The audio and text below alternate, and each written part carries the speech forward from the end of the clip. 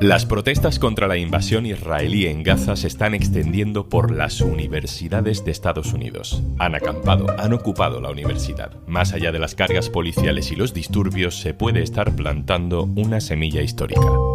Soy Juan Luis Sánchez. Hoy en Un Tema al Día, acampadas por Gaza en Estados Unidos.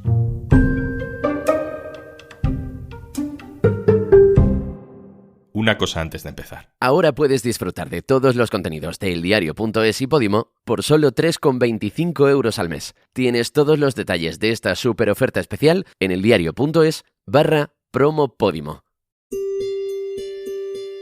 Comenzó en la Universidad de Columbia, en Nueva York, un grito que en unos días se ha extendido por los campus de todo el país.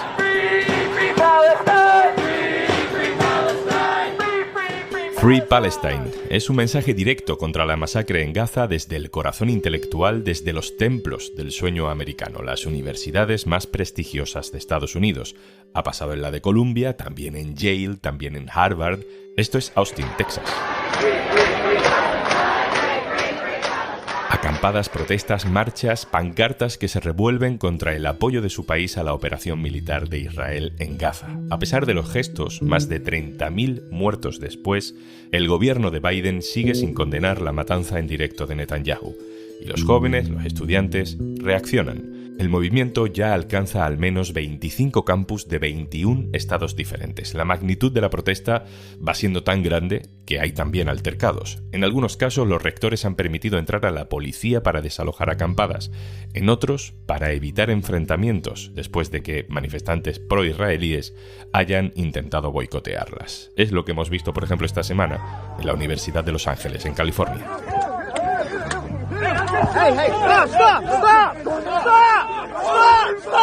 Los disturbios siempre son la parte llamativa de una gran movilización, pero hoy vamos a intentar entender cómo de importante es este movimiento, qué impacto puede tener en las políticas de Estados Unidos y de Israel, y por qué es importante que esto ocurra precisamente en Estados Unidos. María Ramírez, corresponsal internacional del diario.es. Hola. Hola, Juanlu. María, quiero entender este fenómeno, cómo esta movilización universitaria que empezó en Nueva York se ha extendido de esta forma que vemos con unos estudiantes tan decididos a manifestarse a favor de Palestina. Pues mira, las universidades en Estados Unidos, y creo que más que en España, son parte de la vida social y política del país, y esto es así desde hace décadas, no solo ahora. No son estudiantes ni académicos en su torre de marfil. Y ahora mismo, pues una parte de universitarios se han movilizado porque se quejan de que Biden no es lo suficientemente duro con Netanyahu, y además también pueden pedirle cosas concretas a sus universidades, porque a menudo son universidades que reciben donaciones, que hacen inversiones, y por lo tanto los estudiantes pues pueden pedir que cancelen, por ejemplo, cualquier inversión en Israel, por ejemplo, en centros universitarios o relaciones académicas que tengan allí, o que no acepten dinero de ninguna empresa israelí. Por una parte es una protesta contra esa posición de la administración, y por otra es una protesta contra cosas concretas de sus universidades. María, tú misma estuviste un año estudiando en esa Universidad de Columbia con una beca internacional. ¿Te sorprende ver lo que estás viendo? Sí, la verdad es que cuando yo estuve allí también coincidieron años muy agitados, porque fue durante la invasión de Irak y entonces había muchas protestas.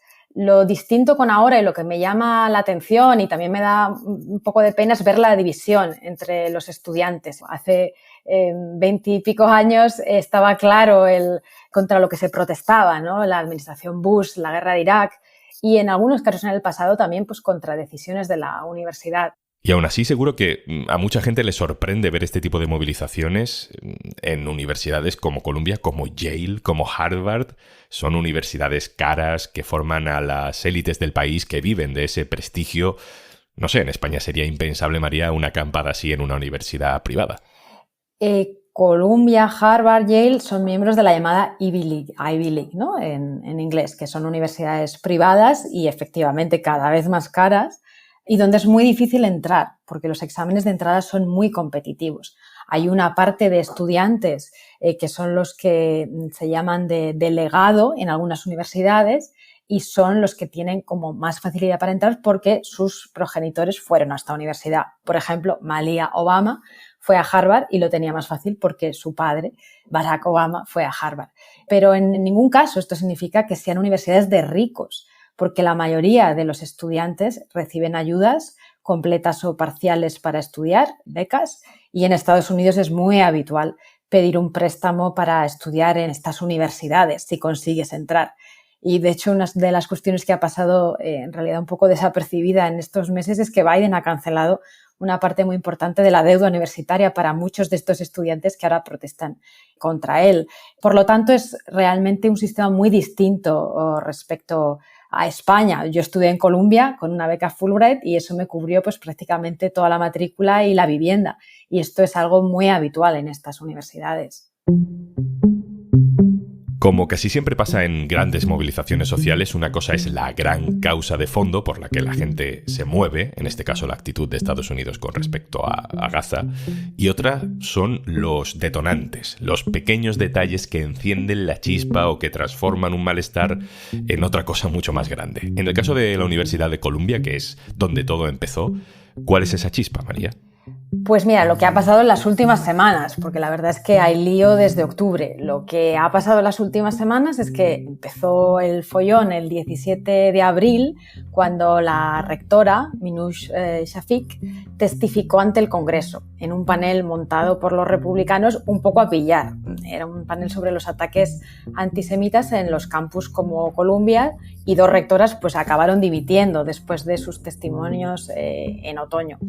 Entonces, mientras la rectora de Columbia estaba en Washington, grupos de estudiantes montaron tiendas de campaña delante de la biblioteca principal del campus y lo declararon pues, el campamento de solidaridad con Gaza. Y la verdad es que los estudiantes y también parte de los profesores pues, estaban especialmente enfadados porque consideraban que la rectora había dicho todo lo que querían los republicanos. Entonces, al día siguiente, la rectora vuelve a Nueva York y llama a la policía de Nueva York para que desaloje el campamento. Hay que tener en cuenta que Columbia tiene su propia policía. Entonces los agentes de la policía de Nueva York entran y arrestan a más de 100 personas, la mayoría estudiantes. Y esto pues, es un hito que cabrea todavía más a los que protestan. Unos días más tarde, el 22 de abril, vuelven las tiendas. Ellos lo que piden es que Columbia cancele cualquier inversión en Israel, de cualquier tipo, también educativa. El 29 de abril se da por fracasada la negociación y la rectora anuncia que cualquier persona que esté en la acampada se queda sin carnet de la universidad, sin graduación, sin acceso al colegio mayor. Y encima hay más lío porque hay profesores que apoyan a los estudiantes, que hacen una barrera para proteger a los estudiantes. Unas horas después, los estudiantes ocupan uno de los edificios en el centro del campus. Y todo esto, pues entre protestas, contraprotestas, también hay algún episodio esporádico de violencia entre estudiantes y también entre personas que protestan fuera del campus. ¿Existe algún tipo de presión por parte de esos donantes, de esos financiadores de las universidades privadas que puedan estar condicionando las decisiones que están tomando las universidades a la hora de permitir o reprimir estas acampadas? Sí, muchos exalumnos y empresas son donantes de estas universidades y claro que presionan de todos los lados. Y además a veces algunos de estos exalumnos están en los consejos de gestión.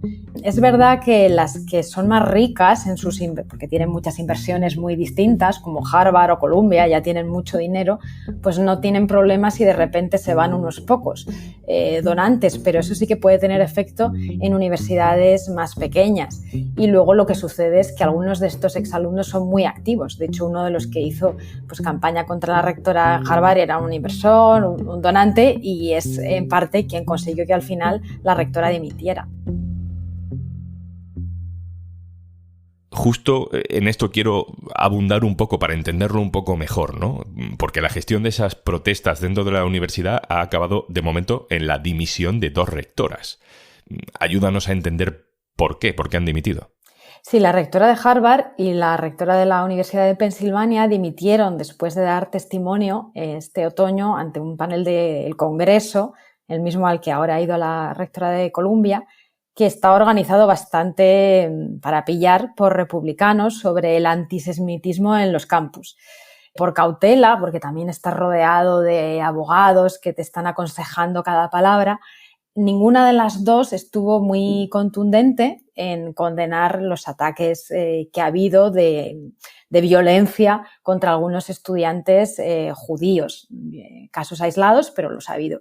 Por ejemplo, pues la rectora de Harvard dijo que llamar al genocidio de los judíos solo se podía considerar una agresión en el campus en función del contexto. Era una respuesta con matices, pero se armó un gran lío por esta respuesta en concreto y además, en el caso de la rectora de Harvard, pues empezaron a salir detalles sobre si había citado mal alguna fuente en alguno de sus estudios académicos y al final fue una bola de presión que la obligó a dimitir. Y bueno, la verdad es que la rectora de Columbia, que lleva un año en el puesto, pues peligra bastante por llamar a la policía 2 veces, por no contener también algunas agresiones físicas que ha habido en el campus de Columbia contra estudiantes judíos o a sus puertas. A veces es verdad que no de estudiantes de la universidad, sino de otros grupos que protestan. Y bueno, en general por no ser transparente, que es algo que es muy inaceptable en Estados Unidos en algunas de estas universidades. Algo tan básico como no haber dado en muchos meses una entrevista al periódico universitario. A lo mejor en España unas acampadas a favor de Palestina o en contra de la masacre de Israel pues no serían sorprendentes porque la sociedad española, dicen las encuestas, es bastante pro-Palestina. Pero que se haga en Estados Unidos tiene valor y además puede servir de algo porque puede cambiar decisiones políticas relevantes. Pues sí, ahora mismo, según las encuestas, por ejemplo, según una encuesta de Pew recién publicada, la mayoría de los estadounidenses están en contra del primer ministro israelí Benjamin Netanyahu. O sea, desde luego no hay apoyo a él en concreto. Y a la vez, pues la mayoría cree, en general, que Biden está gestionando mal esta guerra. Lo que vemos además es que ha bajado pues también incluso la empatía hacia la población israelí, que era algo que más o menos resistía. Es un problema en concreto para Biden, porque ahora mismo pues hay un tercio, que es significativo, de los votantes demócratas que creen que Biden pues tiene que ser más duro con Netanyahu. ¿Y tienen capacidad estas protestas de variar mínimamente esa posición, María? Tenemos elecciones en noviembre en Estados Unidos. ¿Estas protestas pueden influir en esas elecciones? Sí, sin duda. Estados Unidos es un país muy flexible de alguna forma y los políticos reaccionan a la opinión pública y los ciudadanos también reaccionan a las protestas. Además, las grandes universidades como Columbia, como Harvard, no son simplemente centros educativos, son una parte muy activa de la vida política y cultural del país. Por eso importa especialmente lo que pasa ahí, además de las protestas que hay en universidades ahora mismo en todo Estados Unidos. Y la verdad es que Biden pues lo tiene un poco crudo en noviembre y en unas elecciones ajustadas, que una parte de los jóvenes o de quienes simpatizan con ellos no vayan a votar, es un problema serio para él. Además hay terceros partidos, alguno incluso pro-Putin, intentando arrancar votos. Protesta, aunque sean simbólicos, que en realidad solo van a favorecer la elección de Trump. Y esto yo creo que también puede movilizar a republicanos que caricaturizan a los jóvenes y bueno, pues que siempre reaccionan frente a un supuesto caos en las calles, aunque vivan muy lejos de allí.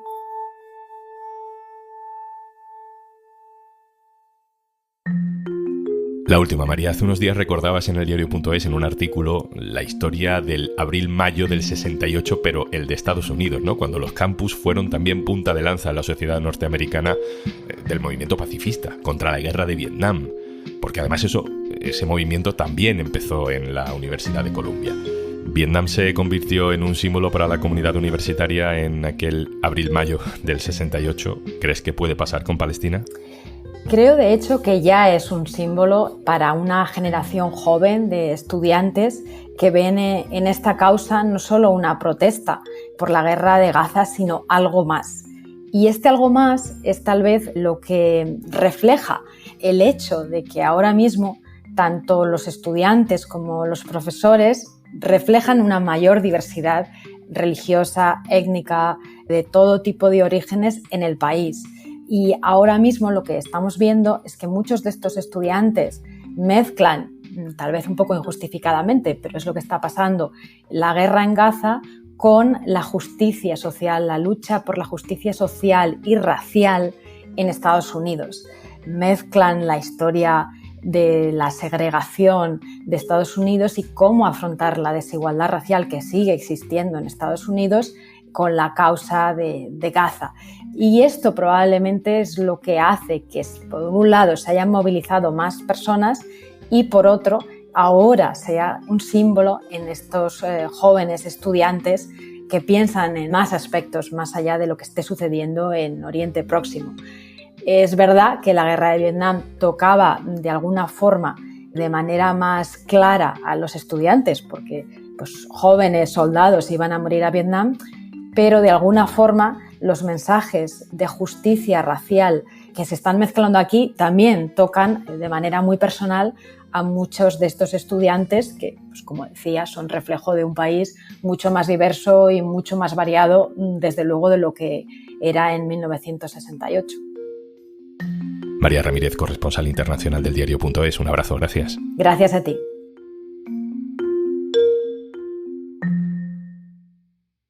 Y antes de marcharnos... Hola, soy Juanjo de Podimo y ya de por sí me encanta pasarme por un tema al día, así que mucho más para recomendarte la nueva temporada de La vida secreta de las madres. Los límites, lo más importante que yo siempre les digo a las familias que tienen que integrar es que el límite empieza en uno. Cuando el límite no está integrado dentro de una y de uno, no se puede transmitir. ¿Queremos hablar de alimentación saludable? Vale, ¿cómo te alimentas tú? Claro, ¿Queremos total. hablar de adicción a las pantallas? Vale, ¿cuál es tu adicción? ¿Sabes? O sea, ¿cómo llevas tú las pantallas? Y los niños, los hijos, captan perfectamente Total, cuándo estás siendo incoherente o no. ¡Guau! Pero esto se ve un montón con el destete, por ejemplo. Total. ¿No? Esta cosa Es el ejemplo más claro, yo creo. Uno de esos proyectos de los que sentimos un orgullo especial porque no para de crecer, se van de gira y si quieres escuchar el episodio completo, tienes una promo de 3,25 € al mes que te permite no disfrutar solamente de los contenidos de Podimo, sino también de todos los contenidos del diario.es. Solo si entras en eldiario.es/promo Podimo.